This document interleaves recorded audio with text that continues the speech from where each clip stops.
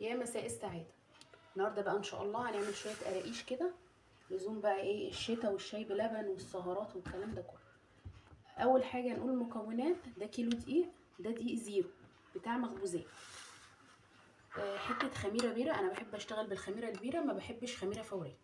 وشوية سمسم، حبة سمسم تحطي ماشي، مش حابة براحتك، ممكن تحطي ينسون، تحطي كمون، تحطي شمر، تحطي حبة البركة، دي حاجة اختيارية بتاعتك. شوية ملح وشوية سكر وكوبايه ميه صغيره كده عشان نعجن بيها الخميره. ودي كوبايه سمنه ونص كوبايه زيت، حبه كله زيت براحتك، حبه كله سمنه براحتك، ده بتاعك. وكوبايه لبن. يلا بقى نبدا. اول حاجه هنعملها هندوب الخميره بتاعتنا. الخميره البيضه زي ما قلت لكم انا بحب اشتغل بيها جدا. دول شويه ميه دافيين. بحب اشتغل بالخميره البيره عشان خاطر التانية اللي هي الفوريه دي كتير جبتها وما كانتش ظابطه معايا، فبحب جدا الخميره اللي هي البيره. ادوبها كده واركنها على جنب. دوبنا بقى الخميره كده وسيبناها شويه. هنحط بقى السمسم بتاعنا على الدقيق. كل الشغل هيبقى ايه هنا. وشويه الملح، وانا بحب احط في القرص او المعجنات معلقه خل صغيره كده بس. هنبدا ننزل بقى ايه بالسمنه بتاعتنا بطراطيف صوابعنا كده. نبدا نبس ونقلب الدقيق في السمنه في المكونات بتاعتنا الجميله دي. بسم الله الرحمن الرحيم. بس هنا بقى كميه السمنه. نحط بقى الخميره بتاعتنا، نحط كوبايه اللبن،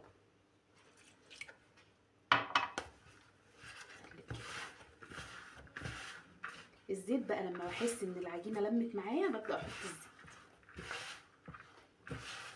بصوا العجينه بقى بدات معايا، بصوا بتلم كده مع نفسها. هبدا احط بقى ايه الزيت، نص كوبايه زيت وكوبايه سمنه. حابه تزودي عن كده هتقلب معاكي قرص طريه شويه، انما دي قراقيش اللي هي بتبقى قراقيش ناشفه. تعجن كده بالراحه كده. بصوا بقى عجنتها كويس كده، بس للمصداقيه حطيت كمان نص كوبايه لبن. بصوا طريه خالص وجميله ازاي. سيبها ترتاح بتاع 5 دقايق بالظبط وارجع لها تاني. الخميره بقى ارتاحتها 5 دقايق، ارتاحت مش خمرت. خلينا الرخامه زي الفل. نبدا بقى ايه نقطعها الاشكال اللي احنا ايه عايزينها. عن نفسي اعملها زي صوابع كده، القراقيش اللي احنا بنجيبها من الفرن. ولو حسبتوها هتلاقوها يعني ايه اوفر كتير قوي. شوفوا بره الكيلو بقى بكام دلوقتي.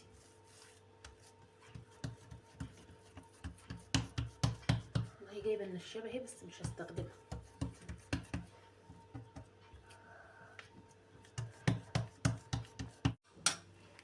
فردناها وايه ما فردناهاش قوي قوي. انا عايزه سمكها يكون مش رفيع مش رقيق، عايزاها تكون فيها لبابه كده من جوه، تبقى ماسكه نفسها شويه.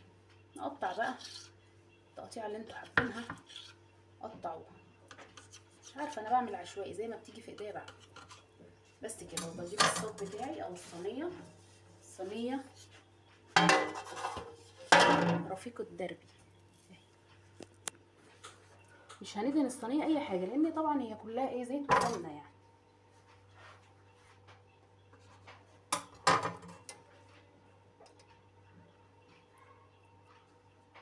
شايفين السمك مش رفيعه مش رقيقه قصدي اقول يعني. طبعا بعد ما بنخلص كل الكميه بنسيبها بقى تخمر، يعني بتاع ساعه كده نغطيها ونسيبها تخمر. نخلص بقى كل الكميه وهرجع لكم تاني.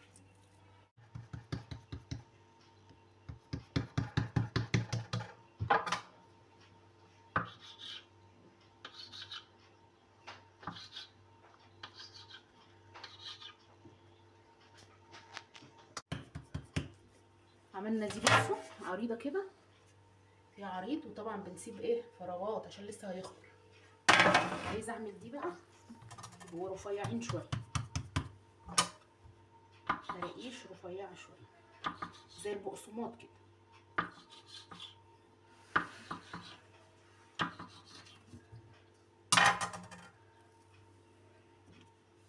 زي بتاعت بره.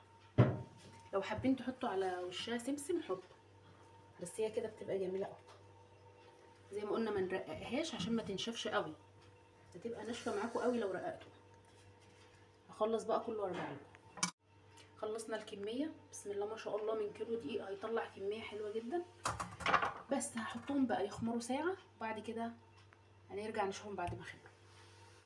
بعد الساعه ما خلصت العجينه اختمر اهو ما شاء الله. بعرف ازاي ان هو اختمر؟ بشم ريحه خميره جامده في المكان اللي هو فيه، وبحس ان هو ايه نفش شويه كده. شغلنا الفرن هادي من الجناب ومن تحت يكون هادي، وشغلناه طبعا بنسخنه دلوقتي. وهنروح بقى ايه نسوي القراقيش بتاعتنا الجميله. بصوا طلعنا القراقيش، بصوا جمالها، بصوا التسويه بتاعتها تحفه. بصوا من جوه مفتحه وجميله ازاي. طلعناها بقى ايه تحفه بصراحه، ربنا جميله. التسويه كلها تحفه كده. طبعا دي ايه عايزه ايه شاي بلبن بقى تعمل شغل جامد. عايزاكم بقى تجربوا الوصفه دي، ما تنسوش اللايك والشير والاشتراك في القناه، وتفعلوا الجرس عشان كل فيديو جديد اعمله يوصل لكم.